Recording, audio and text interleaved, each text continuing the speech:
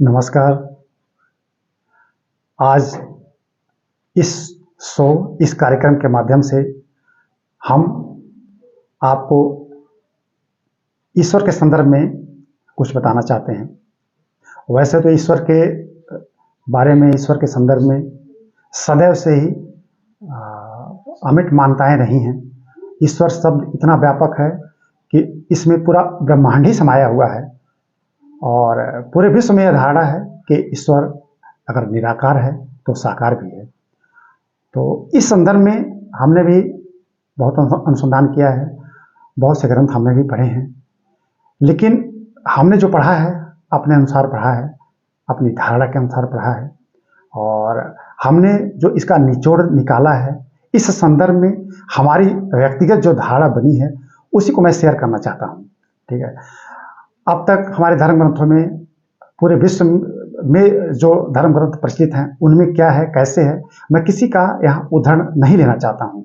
व्यक्तिगत हमने जो शोध किया है उस संदर्भ में हम कुछ यहाँ अपनी बातों को रखना चाहेंगे।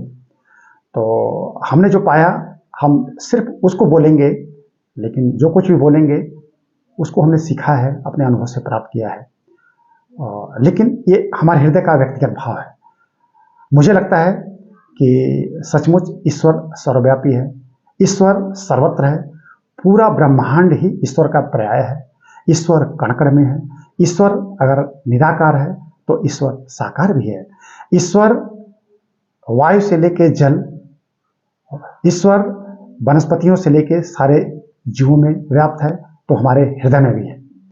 अब हम इस संदर्भ में थोड़ा अपनी बात को आगे बढ़ाएंगे। मेरे विचार से ईश्वर तो कण-कण में है ही, ईश्वर निराकार तो है ही। ईश्वर अगर हम यूं कहें कि सजीवता का एक तरफ से केंद्र है, तो निर्जीव घटकों में भी वह अपने रूप में विद्यमान है।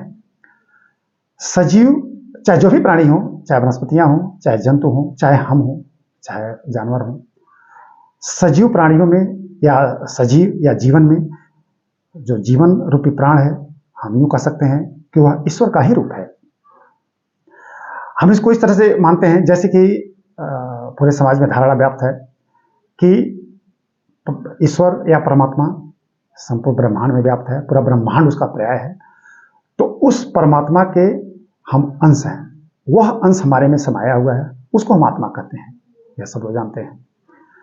तो हमारे हृदय में आत्मा है, तो हमारे मस्तिष्क में एक और केंद्र मन भी है। हमारी यह शरीर, यह भौतिक शरीर नित्य कार्यों के लिए, नित्य कर्मों के लिए मन से संचालित होती है।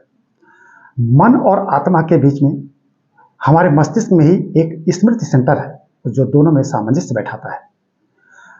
हमने जो विचार किया है, हमने जो प्राप्त किया है, वह यह कि ईश्वर ने अपने अंश के रूप में हमें यह शरीर दिया है, स्वयं हमारे हृदय में उसका निवास है। हम ऐसे कहेंगे कि वह चाहता है कि जिस रूप में उसने हमको यहाँ भेजा है उसके अनुसार हम अपना कर्म करें, उसके अनुसार यहाँ हम कर्म का एक उदाहरण स्थापित करें जो आगे आने वाली पीढ़ी के लिए एक प्रेरणा स्रोत हो। तो निश्चित रूप से हमको अपनी आत्मा के अनुसार अपने कर्मों का निर्धारण करना चाहिए और यह निर्धारण मन करता है। मन अगर आत्मा को समझता है तो उसके अनुसार चलता है और पूरे शरीर को नियंत्रित करता है। लेकिन अगर सामंजस्य ठीक नहीं बैठता है आत्मा और मन में, तो हम न जाने क्या क्या करते चले जाते हैं और निश्चित रूप से उस सत्य मार्ग से, उस ईश्वरीय मार्ग से, उस परमात्मा के मार्ग से जरूर भटक जाते हैं। हम इसी को रोकना चाहते हैं। इस प्रोग्राम के माध्यम से, इस कार्यक्रम के माध्यम से हम चाहते हैं कि जो श्रोता हमको सुन रहे हैं, आप लोग थोड़ा ध्यान से सुनिएगा हमारी बात को और इसका जरूर मनन कीजिएगा।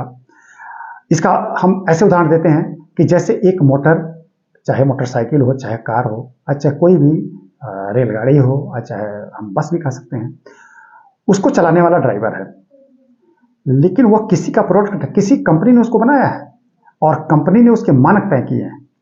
तो जैसे एक कंपनी अपने वाहन का मानक तय करती है कि ऐसे ऐसे उसका संचालन हो, तो यह बहुत समय तक यह काम करेगी, इसमें कुछ खराबी नहीं आएगी। तो ठीक उसी तरह से परमात्मा हमको बना के भेजता है और उस परमात्मा का भाव आत्मा के रूप में हमारे शरीर में विद्यमान रहता है। अब उसका चलाने वाला, उस गाड़ी को चलाने वाला ड्राइवर हमारे शरीर के मन के रूप में है।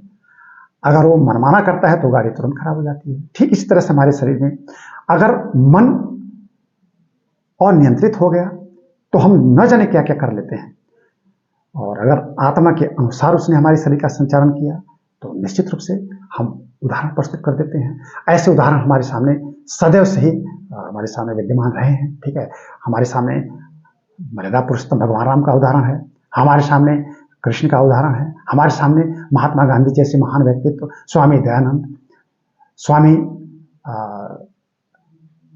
विवेकानंद, हम रामानंद का नाम ले सकते हैं, आचार्य शंकर का नाम ले सकते हैं, रामानुजाचार्य का नाम ले सकते हैं। ऐसी न जाने कितनी विभूतियां हैं जिन्होंने उदाहरण प्रस्तुत किए हैं। तो हम बस यहाँ इस कार्यक्रम के माध्यम से अपनी यह बात रखना चाहते हैं कि क्यों ना हम एक बार इस पर विचार करें कि हम जो कर रहे हैं वह कितना सही है और कितना गलत। जिस दिन हम अपने कर्मों का स्वयं सोच कर निर्धारण करेंगे और समझ कर निर्धारण करेंगे तो हमको जरूर उसमें कहीं न कहीं दिख जाएगा कि हम जो कर रहे हैं वह गलत है या सही है। जब हमारा मन खुद स्वीकार करे कि यह सही है और यह गलत, और सिर्फ सही की तरफ प्रेरित हो, तो यह मान लेना चाहिए कि हम अपनी आत्मा से प्रेरित हैं।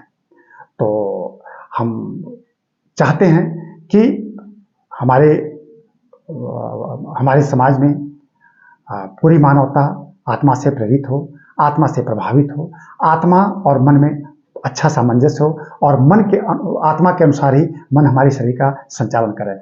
इससे न सिर्फ हमारी शरीर दीर्घजीवी होगी, वरन ईश्वरीय विधान के अनुसार जो हम कर्म करेंगे उस कर्म मार्ग पर अविरल रूप से निकलते चले जाएंगे। हमें सब कुछ प्राप्त होगा और हम लंबी उम्र को प्राप्त होंगे। आने वाली पीढ़ी के लिए हम एक उदाहरण बने।